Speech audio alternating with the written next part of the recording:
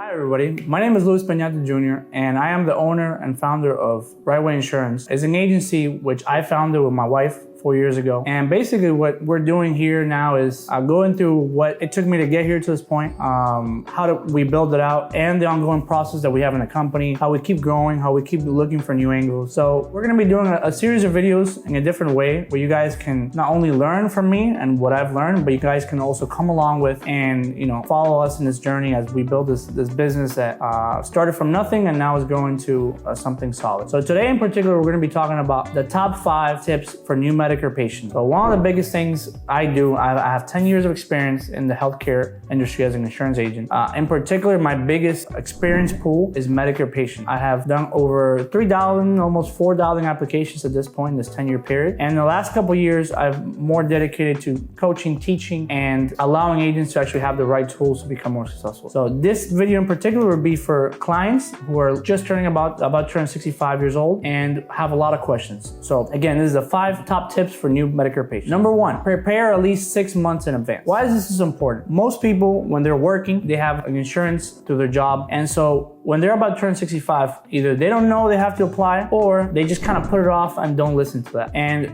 that's a mistake, and I'll tell you why in a bunch of reasons. Medicare usually gives you a 7-month period to be able to actually enroll in Medicare, which is 3 months before you turn 65, the month of, and 3 months after. Now, the reason I say 6 months in advance, because there's a lot of things you need to take into consideration. Number 1, are you going to keep your current insurance with your employer if you're going to keep working? Number 2, are you just going to have Medicare A and B, or do you also want Part D with a plan? There's a couple different options, but at least 6 months is important that you prepare so you have enough time to kind of inform yourself about what you need to do. So that's number 1, prepare at least 6 months before you turn 65. Number 2, and this is a question that all Medicare patients will go through initially when you're turning 65, is what do I do? Do I stay in original Medicare, which is fee for service, or do I get a Medicare Advantage plan? And Medicare Advantage plans come in all different types, HMOs, PPOs, special needs plan. It all depends. So you really have to, kind of weigh what's more important for you. So with original Medicare, you have no referrals. You have access to all doctors in the US without, needing to be affiliated to the insurance, because original Medicare is an insurance. However, original Medicare has more associated costs, meaning you're gonna have to pay your Part B deductible, your Part A deductibles, and you're usually gonna have more copayments and less benefits. But, and this is the but, you have a bigger network. You can see any doctor.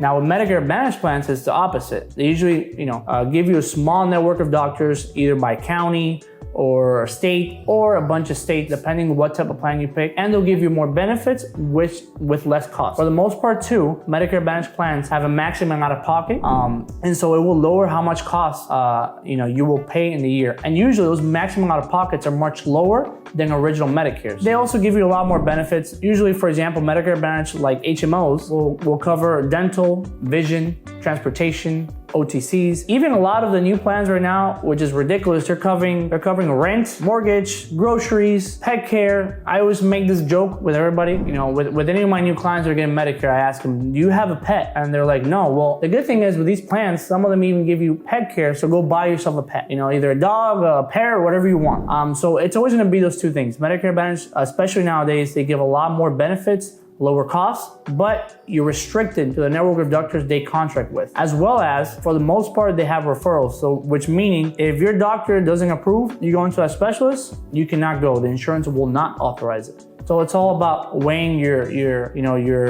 needs, really. Number 3, and this one's very, very, very important, and I mention this all the time to my new Medicare clients. Avoid late enrollment penalties. So there's actually 2 late enrollment penalties you need to be aware of. Number 1, and it's the one that gets everybody the most, it's Part B. So when you turn 65, you have 2 options. You either have Medicare's insurance, or you can have a private insurance, either through an employer or a private one. Medicare wants everybody to be insured, meaning that if your coverage and that private insurance covers at least what Medicare covers, they don't care. You can keep that plan. However, if you choose, I don't want any plan, I'm healthy, I don't need help from anybody, I'm Superman, I can jump a roof right now, and you put it off for later, the Part B for Medicare, which covers all your doctors, your specialists, your medical insurance, has a late enrollment penalty, which they will hit you with once you do decide to enroll into Medicare Part B, and you'll have to pay that penalty. The good thing is one time. So you pay your penalty for the months that you did not enroll, and you're done. Now, the other penalty is Part D. Your Part D is what covers your prescription drug coverage. That penalty is for life. So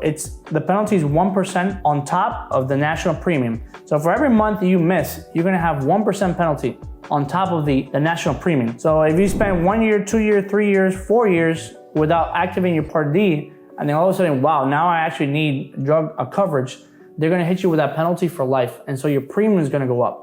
So that's again, one of the biggest mistakes that new Medicare enrollees make, especially nowadays where people are healthier than ever, we have more access to medicine.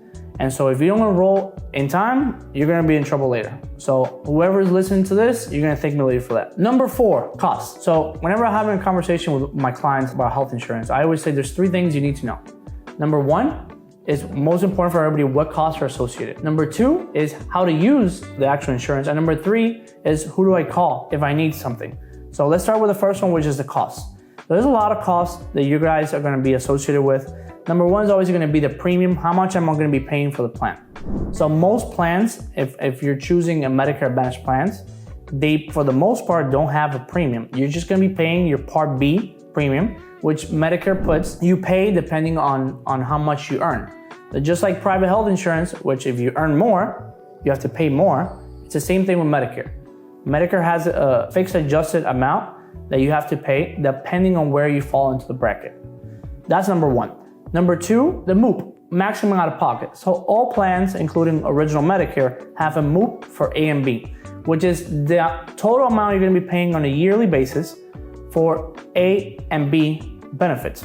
So if I go to a hospital and there's a copayment, if I go to a doctor's office and there's a copayment, that's gonna go into your MOOP. Once you reach your MOOP, your maximum out of pocket, if it's in June, July, whatever, you stop paying for the rest of the year.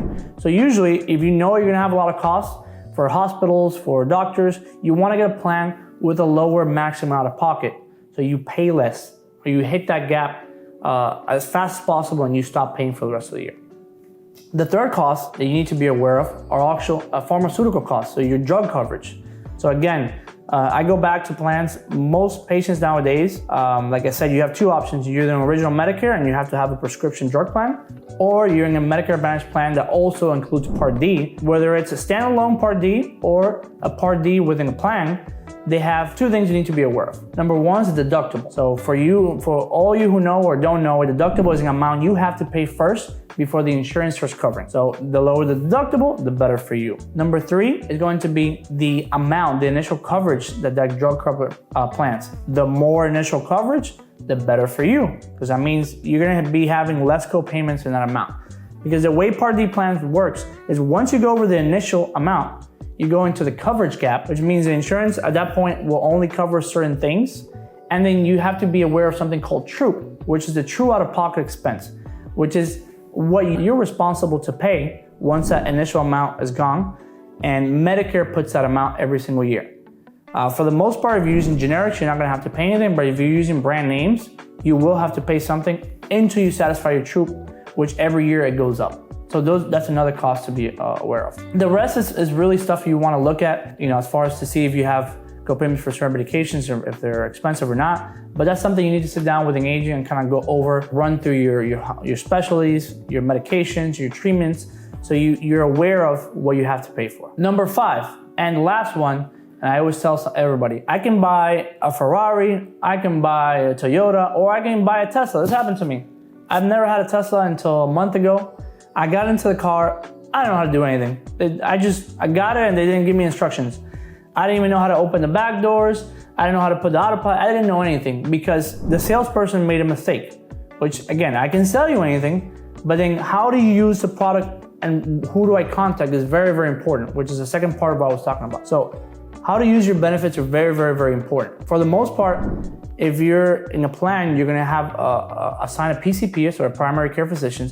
That's gonna be your main person you're gonna go to that kind of puts everything else into perspective. So your PCP is the one who orientates what specialists you need to go, what medications you need to go, So that's usually the best resource. Or the other one is your insurance. Usually you have a number insurance. Every insurance has a number that you can call. They'll give you all the resources, all the phone numbers, and for the most part, they'll take care of everything else. And number 3, which I was talking about earlier, third most important thing is, okay, who do I contact? How do I find this information? Usually all insurance companies have online, they have directories, they have formularies. You can find all information there. Or again, if you work with insurance sales, I have my clients call me all the time, and I don't care if it's Monday through Sunday, weekends, and the holidays. For me, my clients are the most important, so I become a very powerful resource for them. So those are my 5 tips. There's probably about 100 more tips I can give, but I wanted to kind of just break down the most important ones for Medicare patients. And also if you're an agent, this is also very important that you do this kind of presentation with your clients. So A, they can feel that they can trust you. B, you sound knowledgeable.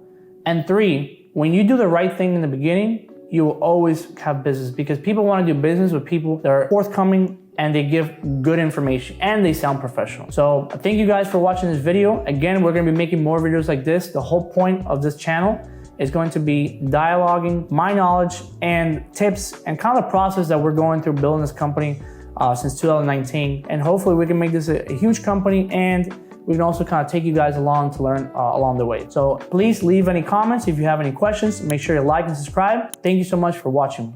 See you next time.